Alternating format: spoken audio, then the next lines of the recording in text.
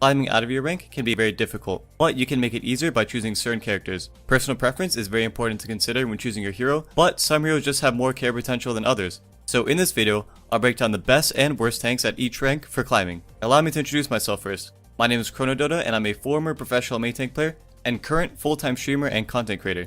If you want to learn how to climb as a tank player, then this video is dedicated to you. Tired of losing game after game? GameLeap is the proven way to help you unlock your true potential as a gamer. You will find hundreds of in-depth courses created by some of the highest rated players in the world. Go check it out in the link below and you'll love it.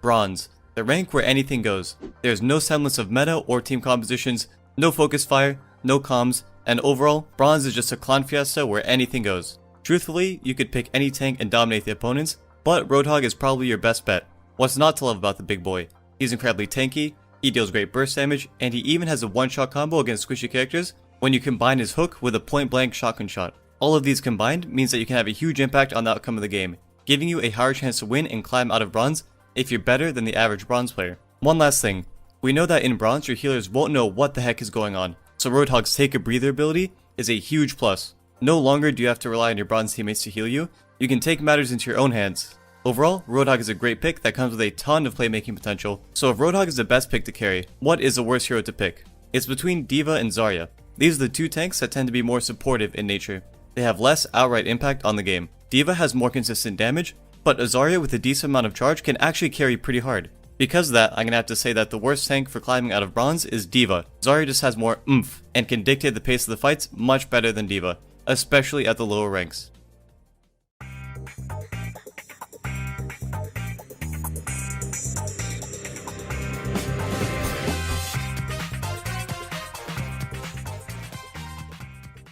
Next up, we have Silver.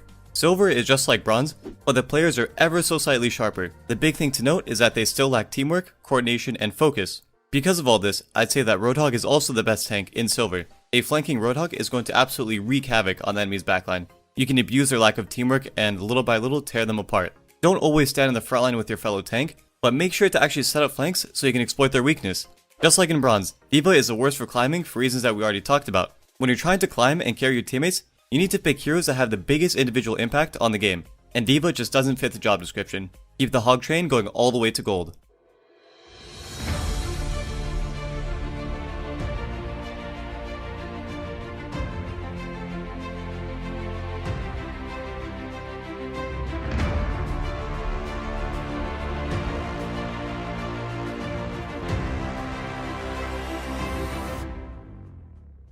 Gold is where you might start having trouble with your flanking hog adventures. It's more likely that the enemies will have more awareness and that they're going to pay attention to you as you approach the backline. Roadhog is still very viable, but Winston is even better. Golds are much more likely to focus you when you poke your head out, but you can get around that by picking Winston and setting up above or behind the enemy.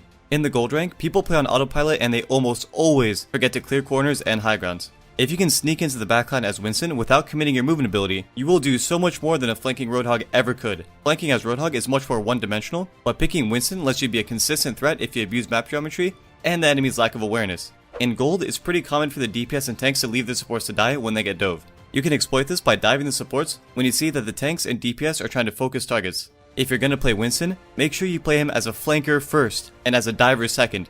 You'd be surprised how rarely you actually have to dive if you learn how to flank well. The worst tank to climb out of gold with is Reinhardt. In Bronze and Silver, you can actually pop off as Reinhardt by making the stupidest plays imaginable. But in gold, people are going to be much better at dealing with you if you overextend. Rein isn't great because it's hard for you to make individual plays with him. He's a melee hero, he has no self-heal, and he doesn't have a mobility cooldown. If you consider all these, you can see that Reinhardt actually needs a good amount of support from his team to do well. When we're trying to climb out of gold, we want to use heroes that can hard carry and have the most impact on the game, and Reinhardt is just not the choice.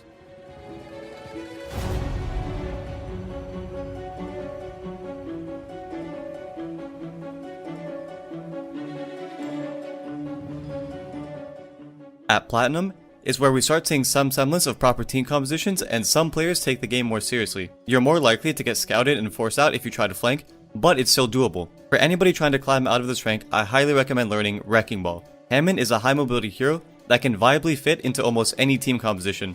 From bronze to gold, you could have made a ton of progress by playing one-dimensionally, but it gets a little bit harder in platinum, where people are going to begin recognizing your patterns. Hammond is exceptional here, because he can do so many things to throw the enemy off guard.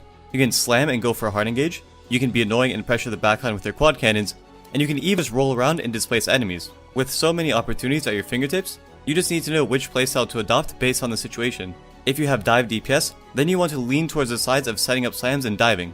If you have slower DPS picks, like Widowmaker or Hanzo, then you could play to spam the backline with your quad cannon. Don't always feel like you need to be slamming aggressively though. Oftentimes, just booping the enemy into your team is enough to win a teamfight. On top of that, if you find an isolated squishy target, you can slam them and easily track them in the knockup. Wrecking Ball is a great pick for climbing because of its flexibility and solo playmaking potential. But what's the worst tank for climbing out of Platinum? Well, you guessed it, it's Reinhardt. You can climb with Reinhardt, but it might take a little bit longer since you rely more on your team than Hammond does.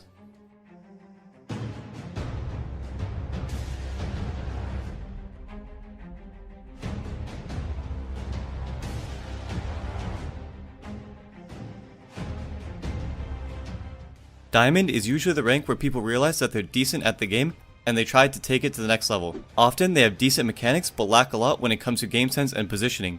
Hammond's also the best tank to climb with in Diamond because of his versatility and playmaking potential. You can punish out of position enemies by booping them into your team, or if they're isolated, you can slam and solo kill them. In Platinum and Diamond, you have to take matters into your own hands, and Hammond is the best all-around tank for doing this. Another cool thing about Wrecking Ball is that he can be played as both a main tank and an off tank.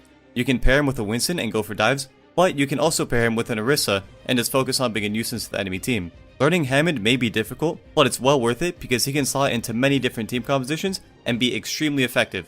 And again, don't pick Ryan to climb.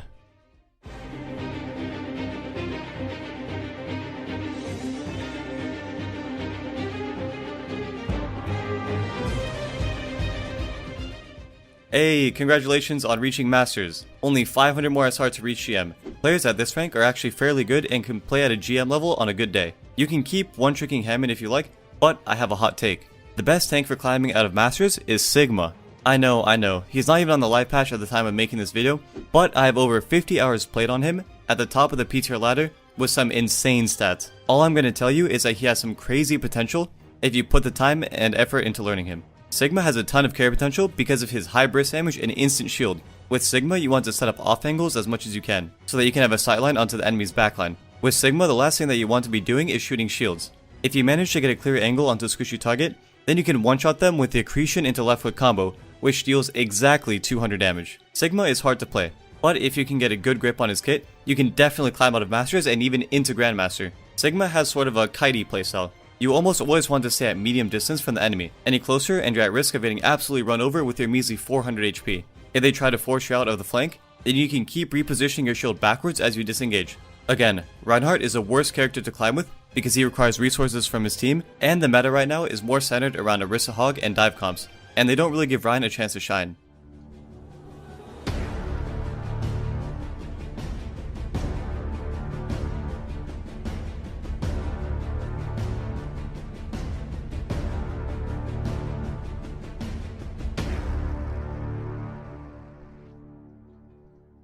At the very top of the ladder, we have Grandmaster. Most GM players will have good mechanics and decent game sense. At this rank, the meta and team compositions actually matter quite a lot. At this point, you're best off mastering whatever the meta tanks are. Based off of the 222 Rollock and the patch notes, these will mainly be Orisa and Roadhog, and maybe the occasional dive tanks. Orisa is the safest and most consistent tank, and we've seen her played almost constantly in Stage 4 of the Overwatch League. In GM, you shouldn't always try to solo carry. You're gonna have to start trusting your teammates a little bit, at least more than before. Lock the battle cattle, and work with your team to set up combos with your Halt ability. It's one of the best abilities in the game because it can create so many opportunities that you otherwise would not have had. Orisa is a character that seems very easy to play on the surface, but at the top of the rank ladder, there is a huge difference between average Orisa players and great Orisa players. Focus on getting value from your halts, managing shield, and then communicating with your team. After you master those, you'll notice yourself gaining more and more SR in Grandmaster. Unsurprisingly, the worst main tank in GM is Reinhardt, because he just doesn't fit into the meta at the time of making this video. He requires a lot of help from his team, and there's little reason to pick him over Orisa or Winston. Hopefully this video gives you a better idea of which tank to pick in each rank to climb. Even though some heroes carry harder than others, you can get top 500 with literally any tank in the game, so don't let this video stop you from playing what you want to play.